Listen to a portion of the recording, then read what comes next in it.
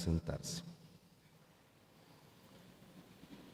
Queridos hermanos y queridas hermanas, hemos terminado el tiempo de Adviento y Navidad, de estos tiempos litúrgicos que nos han permitido irnos preparando para la Navidad, así como también celebrar la encarnación del Hijo de Dios. Y ahora volvemos a vivir la primera parte de los domingos del tiempo ordinario. Desde hoy hasta el principio de la Cuaresma, con el miércoles de ceniza, el 14 de febrero, exactamente dentro de un mes. La liturgia nos recuerda que la vida cristiana es un camino de seguimiento decidido y realista tras las huellas de Jesús. Nuestro Divino Maestro nos invita a todos a ser sus discípulos y a colaborar con Él en el gozoso anuncio del reino de Dios. La palabra de Dios en este domingo segundo del tiempo ordinario hace referencia a una capacidad humana que el Señor nos ha otorgado y nos personaliza: el encuentro. En efecto, fuimos creados para la apertura y relación hacia nuestro Creador y hacia nuestros semejantes. Pero el encuentro no significa solo cohabitar en cierto espacio, sino sobre todo es convivir, es decir, compartir la vida. Es como en nuestra casa, en nuestro hogar, muchas veces estamos ahí cohabitando, pero no convivimos, porque convivir exige compartir la vida, compartir el tiempo. Hoy hay de encuentros a encuentros. Por desgracia hay casos donde los seres humanos se encuentran negativamente, pues se encuentran para enfrentarse, atacar y subyugar, para destruir, agredir y asesinar. Son encuentros de violencia y muerte que deshumanizan y generan tristeza y desolación. Por fortuna, sin embargo, existen los encuentros positivos y buenos que transforman, enaltecen y generan vida, como los ejemplos que hoy encontramos en la palabra de Dios.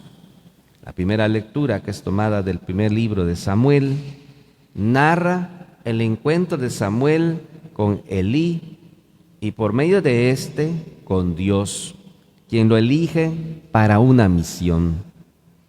El Evangelio de San Juan, por su parte, refiere el primer encuentro de dos discípulos de Juan el Bautista con Jesús. Estos pasajes bíblicos presentan ejemplos elocuentes de aquellos encuentros capaces de transformar y dar un sentido a la vida. La historia de Samuel es sugestiva. El libro que lleva su nombre refiere que en aquellos tiempos no era frecuente la palabra de Dios, y todavía más, que aquel jovencito era aún incapaz de reconocerla. En otras palabras, la posibilidad de encontrar a Dios estaba prácticamente cerrada. El escenario es triste, sobre todo porque ocurre en el santuario de Silo, un lugar que debiera propiciar el encuentro con el Señor. Pero Jofní y Pinjas, los hijos del sacerdote Elí, se habían apartado de Dios y manipulaban la religión en beneficio propio. El pueblo sufría. El Señor habla susurrando en medio de la noche, aunque el pequeño Samuel todavía no era capaz de reconocerlo. La cerrazón a su palabra hace parecer como si Dios no hablara. Sin embargo, es la falta de disposición la que impide la escucha de la palabra divina. Samuel se hallaba en el santuario de Silo, donde su madre Ana, desde pequeño, lo había confiado al sacerdote Elí.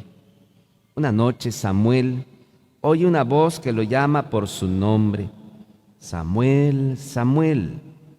Este pensó que Elí lo llamaba. Sin embargo, era el mismo Dios que lo llamaba. En la narración llena de colorido, destaca la disponibilidad del joven Samuel para responder. Esta actitud es precisamente la que abre paso al genuino encuentro, no solo con el sacerdote Elí, sino con Dios mismo. Samuel, cuando supo que era Dios quien lo llamaba, aconsejado por el sacerdote Elí, responde con firmeza: habla, Señor, tu siervo te escucha. Esta respuesta expresa su disposición, la actitud esencial que abre paso al encuentro genuino con los demás y con Dios mismo. Estos encuentros son los que vivifican, transforman y cambian la vida. El evangelista San Juan refiere otro encuentro, el de Jesús con sus primeros 2 discípulos. No es una narración anecdótica, sino el relato de un encuentro que transforma, reorienta y da sentido a la vida. Aquellos hombres que escucharon el testimonio de Juan el Bautista, al referirse a Jesús como el Cordero de Dios, desearon seguirlo y convertirse en sus discípulos. Esto les implicará un cambio radical en su propia existencia. Al verlos, Jesús les pregunta qué buscan. Y ellos le responden a su vez con otra pregunta: ¿dónde vives? Pero no se trata solo de una simple solicitud de información. Más bien quieren saber dónde pueden encontrarlo y estar con Él. Jesús les responde: vengan y lo verán. Estos hombres desean estar con Él y formar parte de su comunidad. Jesús se abre al encuentro, los acoge e invita a convivir con Él.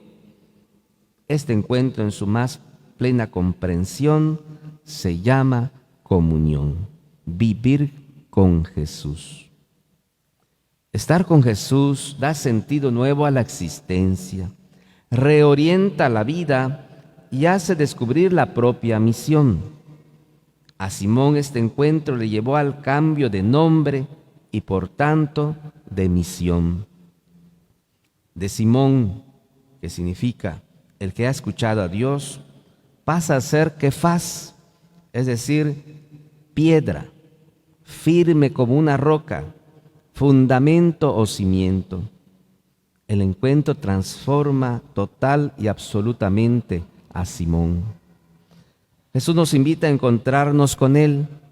Desea que le preguntemos: ¿dónde vives? Él nos dirá: vengan a ver. Estaremos con Él para escucharlo, convivir o ser parte de su familia. Él entonces hará de nosotros un templo para que todo en nosotros tenga sentido sagrado. Pero necesitamos apertura y disposición para abrirnos a Él y a los demás hermanos. El encuentro genuino con Jesús nos convierte en santuarios de Dios y nos lleva a respetar a los demás como templos del Espíritu Santo, como recuerda San Pablo y hemos escuchado en la segunda lectura. La manipulación y comercialización del cuerpo humano en cualquiera de sus formas, ya sea la prostitución, la pornografía y todo tipo de fornicación, contradicen el valor sagrado que Dios ha creado en nosotros. Nos dice el apóstol Pablo en su carta a los Corintios: ¿no saben ustedes que su cuerpo es templo del Espíritu Santo, que han recibido de Dios y que habita en ustedes? Y concluye: ¿no son ustedes sus propios dueños? Porque Dios los ha comprado a precio muy caro.